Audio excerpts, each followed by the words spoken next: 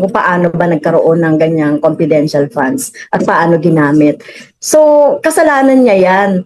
Huwag niya kaming sisihin dahil ginusto niya yan na ang mga staff niya yung isalang. Eh siya nga yung pinapasalang namin, ayaw niya mag-take oath. So, wag siyang hipokrita.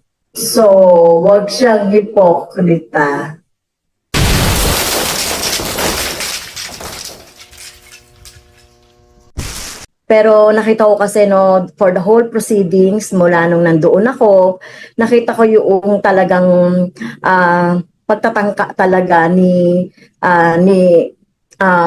COS, Attorney Lopez, na magsinungaling, no? And not until na ipinakita ni DS yung mga sulat niya no dun sa COA. Kaya talagang meron talaga siyang hibo ng pagsisinungaling. So yun, number 2, hindi ako makapaniwala na si OS siya, hindi niya alam yung gawain ng kanyang mga, kumbaga yung mga nasa ilalim niya, katulad ng SDO. Hindi niya alam, no? At kahit na sinasabi niya, hindi siya pumirma sa travel document, dahil siya naman talaga yung boss, no? As COS, siya dapat ang nakakaalam. Alam niya dapat yon. Pangatlo, ayun nga, yung sulat niya na nabanggit pa ako doon na sinasabi niyang parang just for the sake of exposition daw ay ginawa ko yung sa confidential funds. Kaya mukhang mali siya talaga doon, mali sila doon. Kaya nga naglinaw ako doon. So, ang contempt, ang basis ng contempt ko ay yun na nga no, yung section 11, letter F, yung interference no mula noong ni-raise natin yung issue ng confidential fund doon sa budget hearing ng COA, no, dahil nga merong notice of disallowance. So syempre karapatan naman namin, no, karapatan naman ng taong bayan na malaman nila ano ba tong notice of disallowance dito sa 125 million, no, na confidential funds na dapat nga wala siya noon dahil wala naman talagang line item for confidential funds. So karapatan talaga ng taong bayan na malaman yon, no, yung yung notice of disallowance na to. Kaya nag-motion ako for subpoena luces tecum para ibigay yung mga document, no? May mga basis naman yung mga sinasabi ko doon.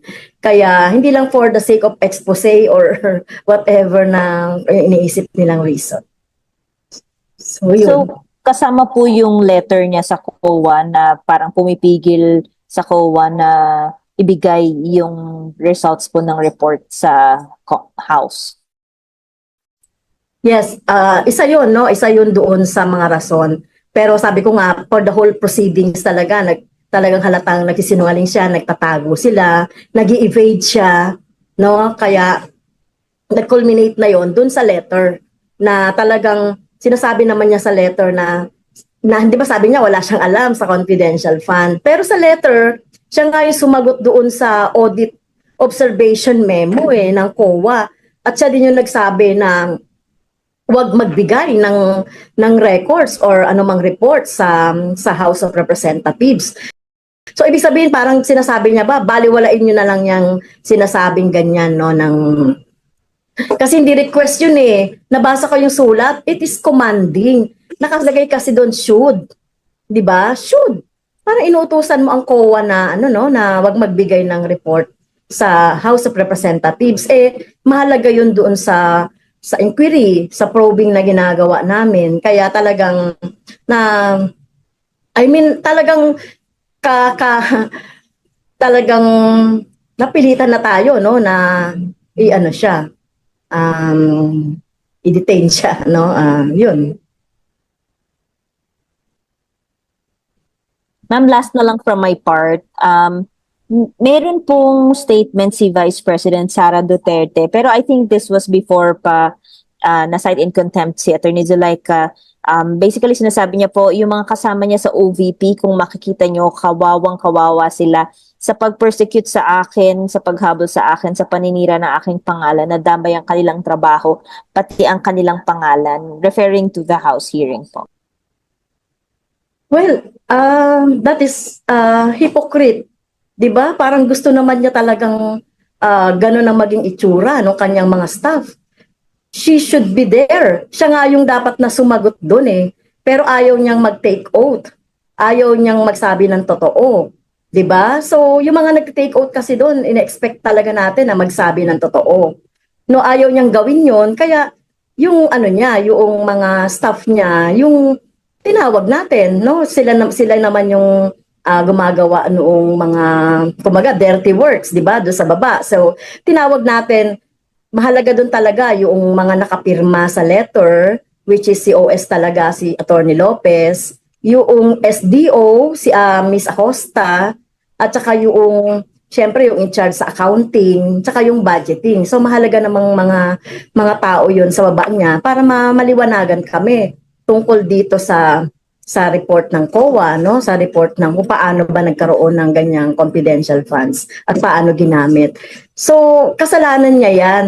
Huwag niya kaming sisihin dahil ginusto niya yan na ang mga staff niya yung isalang. Eh siya nga yung pinapasalang namin, ayaw niya mag-take oath. So, huwag siyang hipokrita.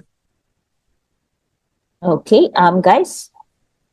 Ma'am, follow up lang si Ian po. Ma'am, si VP Sara hindi pa rin umaattend doon sa pagdinig ng Committee on Good Government. Sa tingin nyo, darating din yung point na kayo mismo ipapasite in contempt yun na rin si VP Sara? Depende, no? Kasi may mga, under our rules, depende doon sa magiging basihan ng contempt. No? So, kung magsasabi siya ng totoo doon, edi mabuti para sa taong bayan, di ba? Para sa mga kababayan natin na gustong malaman yung katotohanan. So, depende. Oo. Hindi ko pa masasabi sa ngayon. So, sa ngayon, kung hindi siya pumunta, mukhang hindi naman na rin siya kailangan.